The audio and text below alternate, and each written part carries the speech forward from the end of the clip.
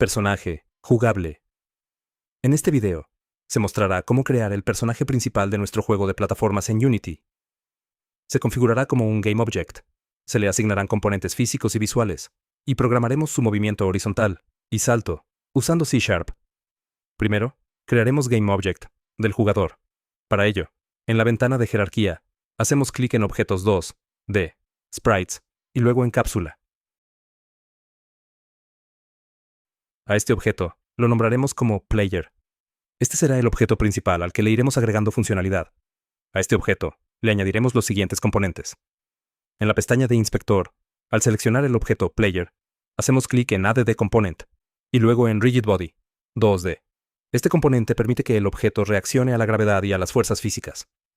Mismo procedimiento para el componente Box Collider 2D, el cual define el área de colisión del jugador. Unity usará esta caja para detectar si está tocando el suelo o chocando con algo.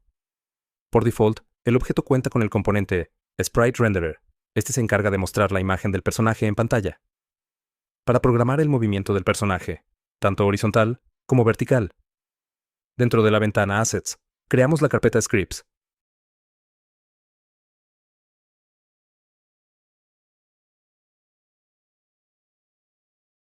Dentro de la carpeta, hacemos clic en Create, luego en Scripting, y por último, en Empty C# Script.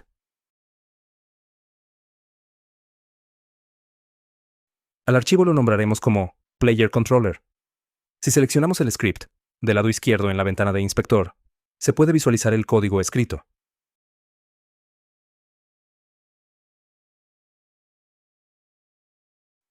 Es importante tener instalado el software Microsoft Visual Studio, ya que Unity utiliza este entorno como editor principal para escribir y depurar código en C#. El código en C# dentro de Unity se emplea porque está completamente integrado con el motor. Unity provee una API extensa en C# que permite controlar físicas, gráficos, audio, entrada del usuario, etc. La programación en C# dentro de Unity sigue el paradigma de programación orientada a objetos. Esto significa que se trabaja con clases que representan entidades del juego, funciones que definen comportamientos y atributos que almacenan estados. Se pueden importar paquetes o librerías. Por defecto, Unity incluye la instrucción Using Unity Engine, la cual habilita el acceso a todas las clases y métodos del motor, como Rigid Body 2D, para físicas, Input para capturar teclas, o Animator para controlar animaciones. En cuanto a los assets, usaremos los controllers del personaje correr, idle y saltar, así que debemos adaptar el código en C# para que controle estas acciones en el player. Es decir, hay que permitir el movimiento del personaje hacia la izquierda o derecha, que el personaje pueda saltar, si está tocando el suelo, y permitir el cambio de animación según el estado. Se importa el paquete Unity Engine, que contiene todas las clases y métodos necesarios para interactuar con el motor de Unity. Se define una clase llamada Jugador Control básico, que hereda de MonoBehavior. Esto significa que el script puede ser asignado a un GameObject en Unity y aprovechar funciones especiales como Start y Update. Declaramos dos variables públicas: velocidad, que controla qué tan rápido se mueve el jugador en el eje X, y fuerza salto, que define la intensidad del salto en el eje Y. Declaramos una referencia privada al componente Rigid Body 2D, que maneja la física del jugador, y la variable booleana en suelo indica si el personaje está tocando el suelo. Esto ayuda a evitar saltos infinitos en el aire. También, declaramos una referencia al componente Animator, que permitirá controlar las animaciones del jugador. Este Animator debe estar configurado con parámetros llamados velocidad y en suelo, que se actualizarán desde el script. Ahora bien, en el método Start se inicializan las referencias RBE, que obtiene el Rigid Body 2D del objeto Player, y Anim, que obtiene el Animator. Esto conecta el script con el sistema de animaciones del jugador. En el método Update se captura la entrada del teclado con input.getAxisRaw. GetAxisRaw no suaviza la transición, lo que significa que el cambio es inmediato y más adecuado para respuestas rápidas. Este valor puede ser -1, izquierda, 0, quieto, o 1, derecha. Luego se actualiza la velocidad del Rigid Body 2D en el eje X, multiplicando por la variable velocidad. El eje Y se mantiene igual para no alterar la caída o el salto. La siguiente condición controla el salto. Solo se ejecuta si se presiona la barra espaciadora y el jugador está en el suelo, es decir, en suelo es verdadero. Se aplica una nueva velocidad en el eje Y con el valor de fuerza salto. Se utiliza input.getKeyDown, keycode.space, que detecta el instante exacto en que se presiona la barra espaciadora, asegurando que el salto ocurra una sola vez por clic. Si se usara input.getKey, el salto se repetiría continuamente, mientras la tecla estuviera presionada. La condición en suelo garantiza que el salto solo se ejecute cuando el jugador está tocando el suelo. La siguiente condición verifica si el animator sí existe y se actualizan sus parámetros.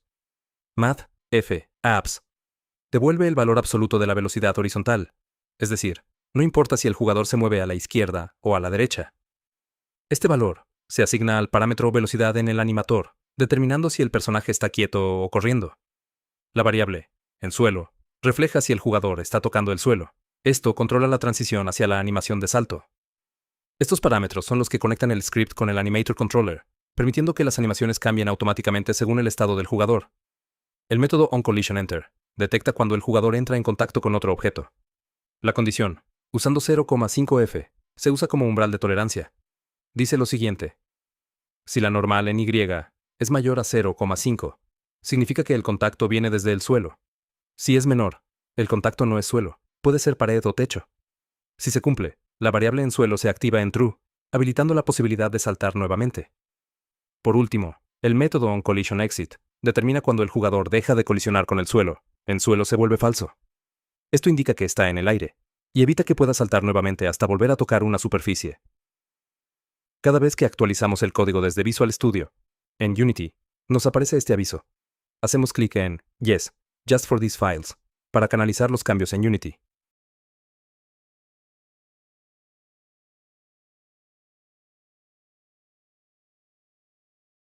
Por ahora, no modificaremos valores de los componentes para el player. El componente Sprite Renderer no es obligatorio modificarlo si ya tiene asignado un sprite y se ve bien en escena. Del componente Rigid Body 2D, solo hay que revisar los siguientes valores. Body Type, con valor Dynamic. Esto funciona para objetos que se mueven y usan gravedad. Gravity Scale, funciona para una caída más lenta o más rápida. Le asignaremos un valor de 1.5.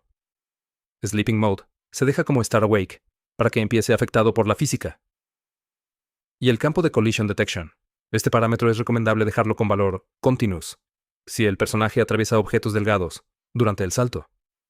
Por último, del componente Box Collider 2D, aún no modificaremos nada. Los valores por defecto funcionan.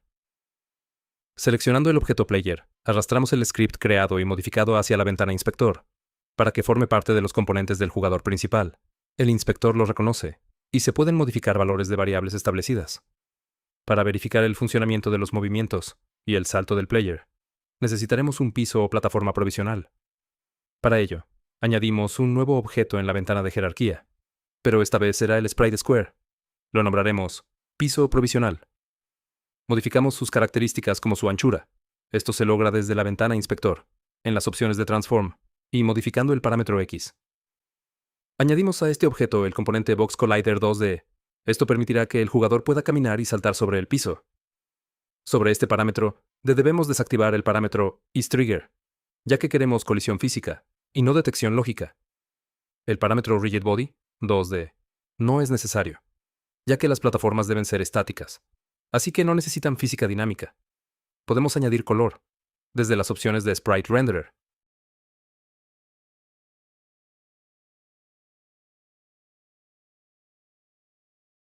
Y para dejarlo justo por debajo del player, ajustamos su posición X y Y desde las opciones de Transform.